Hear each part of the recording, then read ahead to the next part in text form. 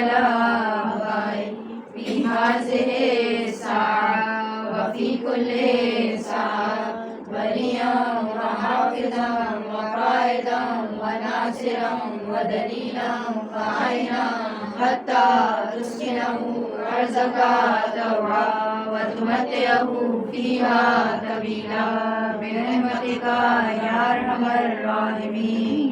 اللهم صل على محمد وآل محمد. أما بعد فقد قال الله تبارك وتعالى في كتابه المجيد بسم الله الرحمن الرحيم قل لا أسألكم عليه أجرا إلا المودة في القربى. صلوات. اللهم صل على محمد وآل محمد. تمام تر حمد و ثنا خدا بند عالم کے لیے کہ جو رحمان ہے رحیم ہے علی کل شیء قدیر ہے، اور اس کا شکر اور احسان ہے کہ اس نے ہمیں ان لمحات میں اس خاص دن میں منسلک کیا اور توفیق عطا کی کہ ہم فرش ادائے امام جعفر صادق علیہ السلام پر آ سکیں. پروردگار عالم کا شکر اور احسان اور خدا کا لاکھوں کروڑوں درود و سلام، ہم سب کا لاکھوں کروڑوں درود و سلام ہمارے اس امام پر کہ جن کی آج شہادت کا دن ہے. سب سے پہلے آپ کی خدمت میں پرسہ اور تعزیت پیش کرتے ہیں کہ ہمارا جو خاص امتیاز ہے وہ جعفری ہونے کے اعتبار سے ہے. یعنی زمانے بھر میں اگر ہمارے مذہب کا پوچھا جائے تو ہم مذہب جعفری کے ماننے والے، لہٰذا اس اعتبار سے ایک بڑا خاص رابطہ اور ایک بڑا خاص احسان ہم سب پر ہمارے چھٹے امام کا ہے. اور خاص طور سے ان کی امامت کے بارے میں جو حدیث لوح، جو ایک بڑی اوتھینٹک حدیث ہے کہ جو جناب سیدہ کو ہدیتاً امام حسین کی ولادت کے موقع پر پروردگار عالم کی جانب سے عطا ہوئی حدیث لوح اسے کہتے ہیں. اس میں بیوی کے تمام فرزندوں کا ذکر ہے، تمام معصومین کا ذکر ہے ان کی خصوصیات کے ساتھ. لیکن جب اس حدیث لوح میں جو بہت پاورفل اوتھینٹک ہے اس میں بات آتی ہے چھٹے نور کی، یعنی چھٹے امام کی، تو اس میں پروردگار عالم نے کس انداز سے امام جعفر صادق علیہ السلام کا تعارف فرمایا کہ خدا ارشاد فرماتا ہے کہ راد علیہ کا راد علیہ، جس نے چھٹے امام کو رد کیا گویا اس نے مجھے رد کیا. غور کیا آپ نے؟ یعنی جس نے چھٹے امام کی امامت کی تردید کی گویا اس کی توحید میں مسئلہ ہے. یعنی پروردگار عالم جس انداز سے امام کی امامت کو ہمارے لیے واضح کر رہا ہے یہ بہت عظیم الشان مرتبہ ہے، مرحلہ ہے. لہذا پروردگار عالم ارشاد فرماتا ہے جس نے چھٹے امام کے وجود کو، ان کی امامت کو نہ مانا گویا اس نے مجھ پروردگار عالم کی توحید کو نہ مانا. لہذا چھٹے امام، اور ظاہر ہماری ڈیلی روٹین میں آپ کا ایک بڑا خاص معاملہ اور خاص رابطہ کہ آج ہماری نمازیں، ہمارے روزے، ہماری دیارات، ہماری فقہ، جتنے مسائل ہیں، معاملات ہیں، اس میں کیا ہوتا اگر امام جعفر صادق علیہ السلام کی وہ حدیثیں موجود نہ ہوتی جو انہوں نے ہم تک پہنچائی ہیں. لہٰذا پروردگار عالم کا شکر اور احسان کے مکتب جعفری سے پروردگار عالم نے ہمیں منسلک رکھا. اور اسی اعتبار سے میں چند جملے آپ کی خدمت میں پیش کرنا چاہوں گی کہ امام نے خود جس نے ساری کائنات کو فیض پہنچایا ہو اس سے آج میں اور آپ فیض حاصل کریں، اور یہ دن اپنے آپ کو امام کی چوکھٹ پر سجدہ ریز کرنے کا دن، خاص طور سے امام سے توسل کرنے کا دن، اور اس توسل کے نتیجے میں امام کی وہ عطائیں ہیں کہ ظاہر ہے کہ ہم جانتے ہیں کہ جو غیر لوگ ہیں وہ امام سے منسلک ہو رہے ہیں، امام کے نزدیک آ رہے ہیں. اور خود امام کا وجود ایسا تھا، آپ تاریخ اٹھا کر دیکھیے، صرف ہمارے نہیں بلکہ دیگر مذاہب کے لوگوں نے، جتنے لوگ امام کی بارگاہ میں آتے تھے، اور یہ بھی میں آپ کی خدمت میں پیش کروں کہ جب امام کی بارگاہ میں لوگ آتے ہیں اس میں مناظرے بھی ہیں، اور ایسے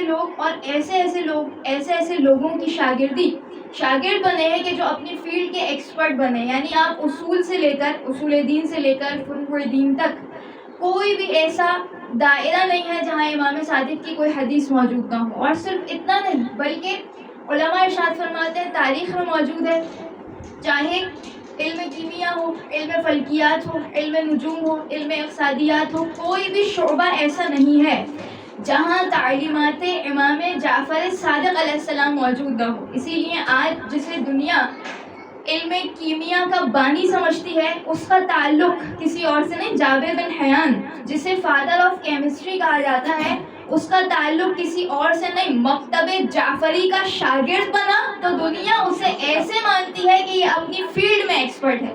لیکن آپ یہ بھی یاد رکھیے کہ اس نے جس منبع اور ماخذ سے فیض حاصل کیا وہ کوئی اور نہیں، امام جعفر صادق علیہ السلام کی ذات ہے. اور اسی لیے امام کی امامت کا جو دورانیہ ہے وہ باقی تمام ائمہ سے ہمیں زیادہ طولانی دکھائی دیتا ہے. یعنی آج سے اگر ہم دیکھیں تو کتنا ٹائم پیریڈ امام کا، مدت امامت 34 ایئرز آپ کا بڑا طولانی امامت کا دورانیہ ہے. اور اس دوران امامت میں آپ کی جو خدمات ہیں وہ بہت غور طلب ہے. اور جو فضا ہے اس ماحول میں امام نے، جب ایک حکومت کا زوال ہے، ایک حکومت آ رہی ہے، اس میں امام نے جس چیز کا انتخاب کیا وہ علم ہے، وہ تعلیم ہے، وہ لوگوں کو اس انداز سے جمع کرنا ہے کہ تمام لوگوں کے درمیان احیاء سنت رسول خدا ہو جائے. یعنی 3-4 چیزیں ایسی ہیں کہ جس پر امام نے بڑا کام کیا ہے، جس میں سے پہلی تفسیر قرآن. اب کوئی سوال کرے کیا اور ائمہ کے دور میں تفسیر قرآن نہیں ہو رہی تھی؟ ایک صلوات پڑھ لیں محمد اور علی محمد.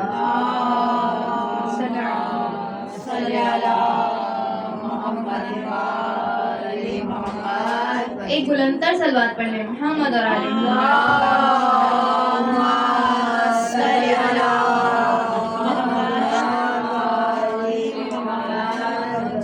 یعنی تفسیر کے لیے آپ کا جو کارنامہ ہے، قال صادق حدیثیں آپ کو دکھائی دیں گی جتنی تفسیر کی کتابیں موجود ہیں. اور اسی اعتبار سے کوئی سوال کرے کہ کیا دوسرے ائمہ تفسیر پر کام نہیں کر رہے تھے، دوسرے ائمہ حدیثوں پر کام نہیں کر رہے تھے، دوسرے ائمہ امامت پر کام نہیں کر رہے تھے؟ تو جواب ہے، اور وہ جواب کیا ہے؟ ہر امام کو موقع ملا، لیکن پبلکلی لوگوں کے درمیان جس انداز سے امام کو موقع ملا وہ چھٹے امام کی ذات ہے. یعنی پبلک کے سامنے، جن کے سامنے آڈینس بہت زیادہ ہے، وہ چھٹے امام علیہ السلام کا زمانہ ہے.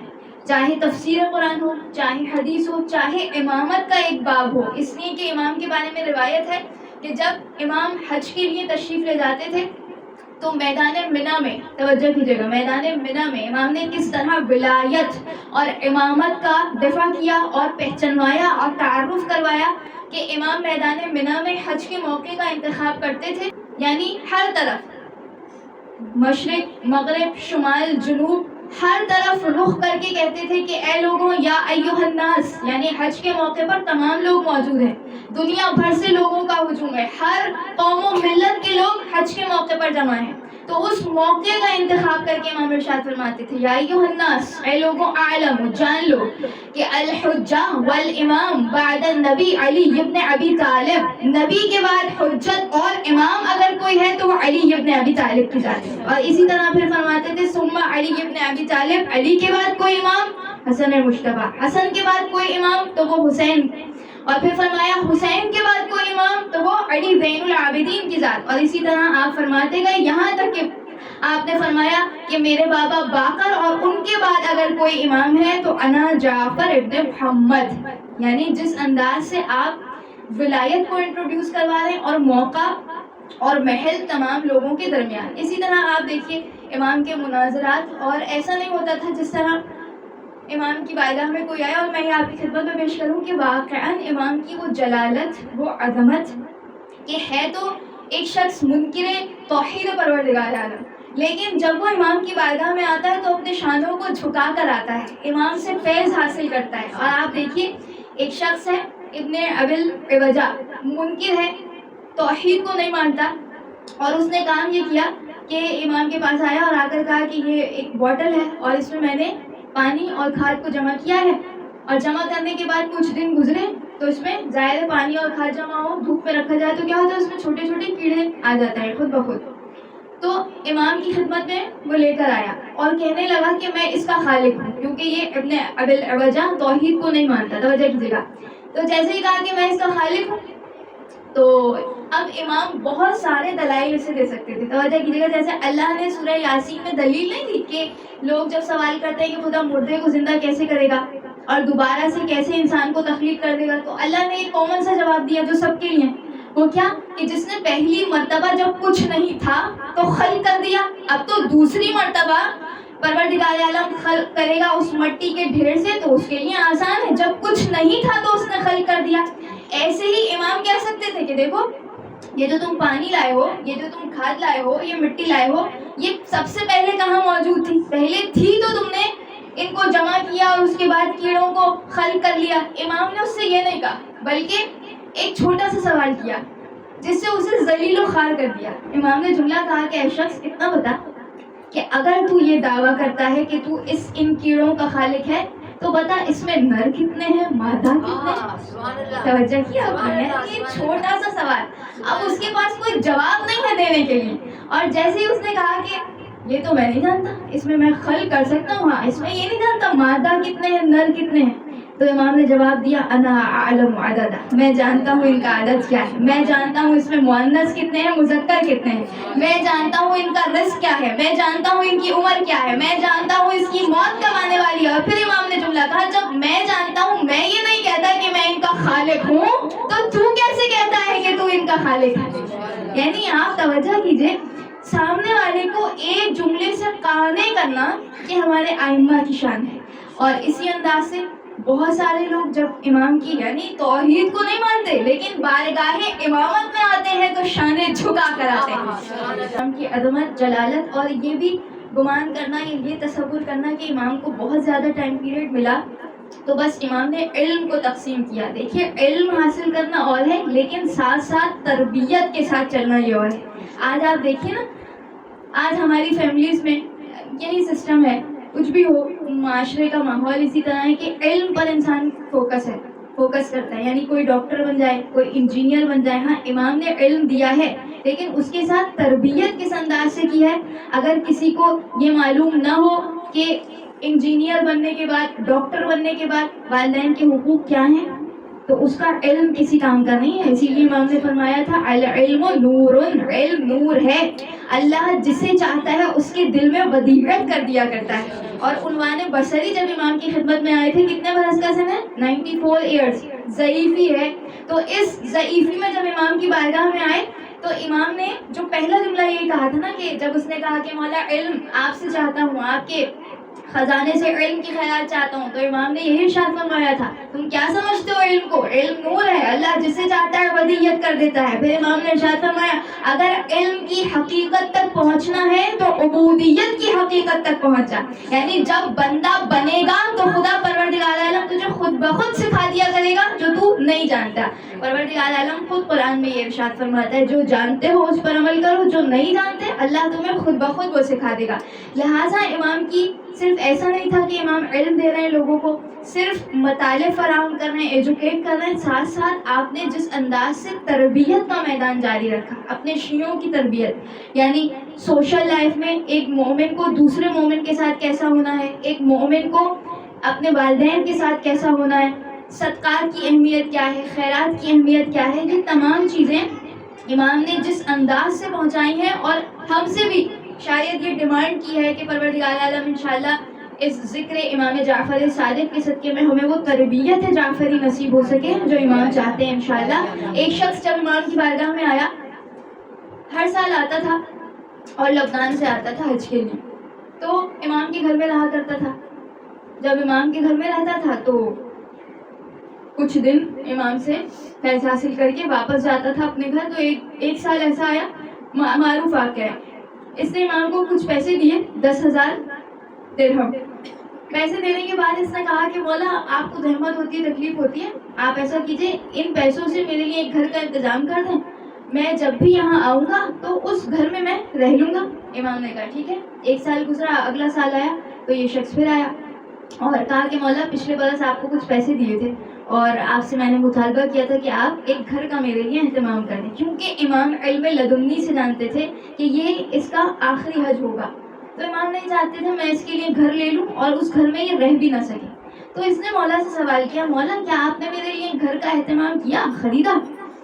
تو مولا نے کہا کہ اے شخص ہاں میں نے تیرے لیے گھر خریدا ہے۔ کہا مولا کہاں خریدا، کیسا گھر ہے؟ مولا نے کہا تیرا گھر میں نے ایسی جگہ خریدا ہے کہ تیرے گھر کے پڑوس میں رسول اللہ کا گھر ہے، تیرے گھر کے پڑوس میں علی مرتضیٰ کا گھر ہے، تیرے گھر کے پڑوس میں حسین حسن مجتبیٰ کا گھر ہے، حسین کریم کا گھر ہے. تو جیسے اس نے کہا کہ مولا یہ کون سا گھر مدینے محلہ بنی ہاشم میں لے لیا آپ نے میرے لیے, کہاں لے لیا؟ کہا مدینے میں نہیں, میں نے تیرے لیے اس گھر کا اہتمام جنت میں کیا ہے. توجہ کیجیے گا. جیسے ہی کہا کہ مولا اچھا آپ نے میرے لیے گھر لیا وہ بھی جنت میں, لیکن اتنا بتائیں یہ پیسے جو میں نے آپ کو دیے تھے یا آپ نے خرچ کہاں کیے؟ معرفت رکھتا تھا امام کی. سوال کرتے ہیں مولا میں جان گیا آپ نے میرے لیے گھر لے تو لیا, لیکن یہ بتائیے کہ آپ نے ان پیسوں کا کیا کیا؟ تو امام نے کہا کہ میں نے تیری جانب سے, کیونکہ علوی سادات کے کچھ مستحق لوگ, غریب لوگ جنہیں ان پیسوں کی ضرورت تھی, میں نے یہ پیسے ان پر خرچ کیے اور تیرے لیے جنت میں ایسا عظیم الشان گھر تعمیر کر لیا. تو ایک مرتبہ اس نے امام سے کہا مولا پھر جب آپ نے میرے لیے گھر لے لیا نا تو مجھے اس گھر کے ڈاکومنٹس بھی دے دیجیے. ہاں کاغذات بھی تو ہوتے ہیں نا گھر کے, وہ سند دے دیجیے تاکہ میں اطمینان حاصل کر لوں کہ ہاں مولا نے مجھے یہ گھر جنت میں دلا دیا. مولا نے ایک پیپر پہ لکھ کر دے دیا کہ ہاں میں نے اس کے گھر کی جنت میں ضمانت لی. اب یہ گیا اور اس نے وصیت کی کہ دیکھو یہ چھٹے امام کی ضمانت ہے, میرا گھر جنت میں ہے, جب مروں تو میرے ساتھ اسے قبر میں اس رقعے کو جو امام جعفر صادق میں لکھا ہے اسے قبر میں دفنانا, میرے ساتھ دفنانا. تو باپ کا انتقال ہوا, بیٹوں نے ساتھ وہ پرچہ دفنایا. تو اگلے دن جب ورثہ دوبارہ قبر پہ آئے تو دیکھا وہی پرچہ واپس باہر پڑا تھا, اور اس پر امام جعفر صادق کے خط کے نیچے اس شخص کی تحریر تھی, اور کہا کہ جو وعدہ جعفر صادق نے کیا اس وعدے کا پاس رکھ لیا اور وہ وعدہ پورا کر لیا. میں آج جنت میں اسی گھر میں جس کی ضمانت چھٹے امام نے دی تھی اسی گھر میں موجود ہوں. اللہم صلی اللہ. لہٰذا کس طرح سے خیرات کرنا ہے, کس طرح سے لوگوں کی تربیت کرنی ہے, یہ سب امام جعفر صادق علیہ السلام نے ہمیں تعلیم دیا ہے, اور اسی لیے بارگاہ امامت ہے. اور میں کیا بتاؤں آپ کی خدمت میں کہ جہاں ہمیں ایسا لگتا ہے کہ امام کے پاس بہت فرصت تھی, بہت اصحاب تھے, وہاں ایسا بھی تھا کہ امام کے لیے بہت سے مسائل ہیں, بہت سے مشکلات ہیں. ہمیشہ ایسا نہیں رہا کہ پبلکلی. پھر اس کے بعد آہستہ آہستہ کیا ہوا کہ امام کے شاگردوں پر دشمن کی نظر پڑنے لگی, کون امام کے ساتھ اٹھ رہا ہے, کون بیٹھ رہا ہے, کیا مشکلات ہیں. آپ جانتی ہیں نا رجب کیا عمل کرتی ہیں, عمل ام داؤد کرتی ہے نا, تو وہ داؤد کی ماں چھٹے امام کے پاس ہی تو آئی تھی نا, اور اس نے آ کر کہا تھا مولا میرا بیٹا, صرف چھٹے امام کو مشکلات نہیں, امام کے چاہنے والے جن مشکلات میں گرفتار ہیں, اور اس نے آ کر یہ کہا تھا کہ مولا میرے بیٹے کو گرفتار کر لیا, کوئی عمل تعلیم کیجیے. اور کہیں ایسا ہوتا ہے کہ کوئی عورت کوئی ضعیفہ زمین پر گر جاتی ہے, بیوی کے قاتلوں پر لعنت کرتی ہے, تو کیا ہوتا ہے ظالم اسے گرفتار کر کے لے جاتے ہیں, چھٹے امام مصلی عبادت بچھاتے ہیں اور اس عورت کے لیے دعا کرتے ہیں. لہٰذا تقیے کا دور بھی ہے. اور پھر امام کس طرح سے اپنے اصحاب کے سامنے, لوگوں کے سامنے جو جاسوس بیٹھے ہیں ان کے سامنے اپنے چاہنے والوں کی برائی کرتے ہیں, ایسا بھی مرحلہ رہا ہے امام کے لیے. اور آتے آتے وہ صورتحال کہ تاریخ کہتی ہے کئی مرتبہ امام کے گھر پہ حملہ بھی کیا گیا اور امام کے گھر کو بھی جلایا گیا. اور اب میں کیا آپ کی خدمت میں عرض کروں کہ جب ایک مرتبہ امام کے گھر میں آگ لگائی گئی تو امام کے گریے کی صدا بلند ہوئی. سوال کرنے والا سوال کرتا ہے کہ مولا گھر کے لوگ تو محفوظ رہے لیکن آپ کے گریے کا سبب کیا ہے؟ مولا نے جملہ ارشاد فرمایا کہ اے سوال کرنے والے تو نے میرے دل کو زخمی کر دیا. مجھے اس آنکھ سے اس آنکھ کا خیال آیا کہ جب شام غریباں میرے جد حسین کے خیموں میں آگ لگائی گئی, بیویاں ایک خیمے سے دوسرے خیمے میں جاتی تھیں.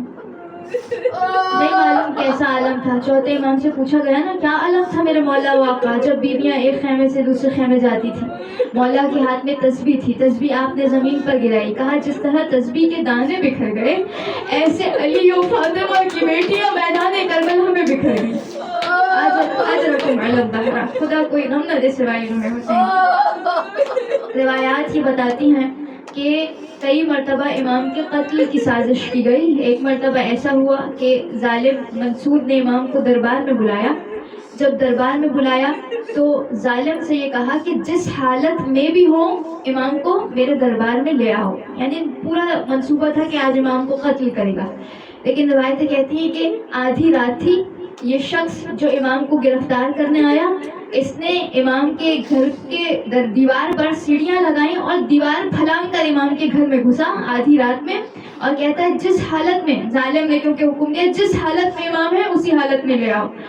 امام کو گرفتار کیا. امام نے کہا اجازت دے کہ وضو کر لوں، کہا اجازت نہیں ہے. امام نے جملہ کہا اجازت دے کہ نالین پہن لوں، اجازت نہیں ہے. امام نے کہا اجازت دے کہ اپنے سر پر عمامہ رکھ لوں، کہا اجازت نہیں ہے. امام کو پاؤں پر رہنا، سر پر رہنا، ہاتھوں میں رسیاں ڈال کے. عزاداروں، جب امام کے ہاتھوں میں رسیاں ڈالی گئی نا، مجھے ان رسیوں سے وہ رسیاں بھی یاد آئیں. میں کہوں اے چھٹے امام، آپ کے ہاتھوں میں رسیاں تھی، لیکن آپ کے جج علی مرتضیٰ کے گلے میں رسیاں اسی مدینہ منورہ میں تھی. گلے میں رسی ڈال کے علی کو گھسیٹا جاتا تھا. بس عزاداروں، ایک مرتبہ امام کو ہاتھوں میں رسیاں ڈال کر ظالم جابر حکمران کے دربار میں لے جایا گیا. علامہ مجلسی لکھتے ہیں کہ ضعیفی کے عالم میں وہ ظالم خچر پر ہے، امام پہ آتا، امام کو گھسیٹا جا رہا ہے. بس ایک مرتبہ منصور کے دربار میں منصور نے تلوار چلانی چاہی لیکن پھر رکھ لی. دوسری مرتبہ امام کو قتل کرنا چاہا لیکن پھر تلوار کو رکھ لیا. تیسری مرتبہ قتل کرنا چاہا پھر تلوار کو رکھا. ایک مرتبہ پھر انعام و اکرام کے ساتھ واپس گھر میں بھیجا. راوی نے سوال کیا کہ اے حاکم، اے جابر، آج تو قتل کا ارادہ تھا لیکن کیا وجہ ہوئی کہ امام کو قتل نہ کر سکے؟ جملہ کہتا ہے جب بھی میں تلوار اٹھاتا تھا رسول اللہ ہیبت و جلال کے ساتھ میرے سامنے آتے تھے اور کہتے تھے میرے بیٹے کو قتل نہ کرنا. بس عزادارو، امام اپنے گھر میں پہنچے. لیکن ہاں عزادارو، ایک وقت ایسا آیا کہ یا 15 شوال تھی یا آج کی تاریخ 25 شوال تھی کہ جب میرے مولا کو انگور یا کھجور میں زہر دیا گیا. امام نے وہ کھجور لیے، امام کی حالت متغیر ہوئی. ایک مرتبہ امام کے وجود کا رنگ بدلتا گیا. میرے مولا کی شہادت ہوئی. شہادت کے بعد آپ کو غسل کفن دیا گیا.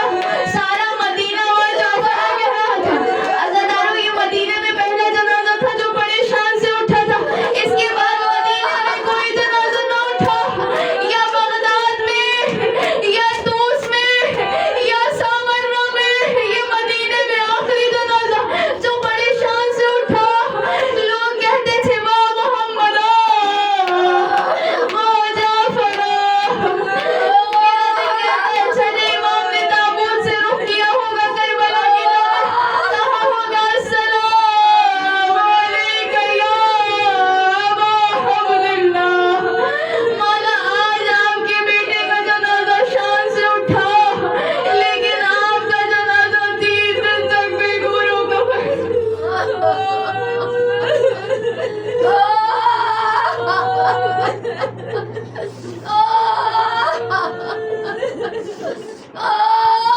آئیے واسطہ دے پروردگار تجھے چھٹے امام کی مظلومیت کا، آپ پر ڈھائے جانے والے مظالم کا واسطہ. میں ایک جملہ کہوں، امام کی مظلومیت اب بھی باقی ہے نا. کوئی بھی استاد ہو، اس کی بڑی عظمت ہے، اس کی بڑی شان ہے، لیکن وہ استاد جو استادوں کا استاد ہے، آج بقی میں اس کی قبر ویران ہے. اس کی قبر پر کوئی چراغ جلانے والا نہیں، اس کی قبر پر کوئی سائبان نہیں. پروردگار تجھے امام کی مظلومیت کا واسطہ، جہاں جہاں جو بیمار ہے، بیمار کربلا، بیمار مدینہ کی سطح میں ہر ایک کو شفا کاملہ و عاجلہ عطا فرما. پروردگار ہر مومن مومنہ کی رزق میں وسعت، برکت، کثرت عطا فرما. پروردگار دنیا بھر سے کفر و شرک و نفاق کا خاتمہ فرما. تمام ظالموں کو نیست و نابود فرما. تمام مظلوموں کی حمایت، مدد، نصرت فرما. زمانے کے امام کے ظہور میں تعجیل فرما. ہمیں ناصران امام میں شامل فرما. ربنا تقبل منا انك انت السميع العليم ولا لعنة الله على القوم الظالمين.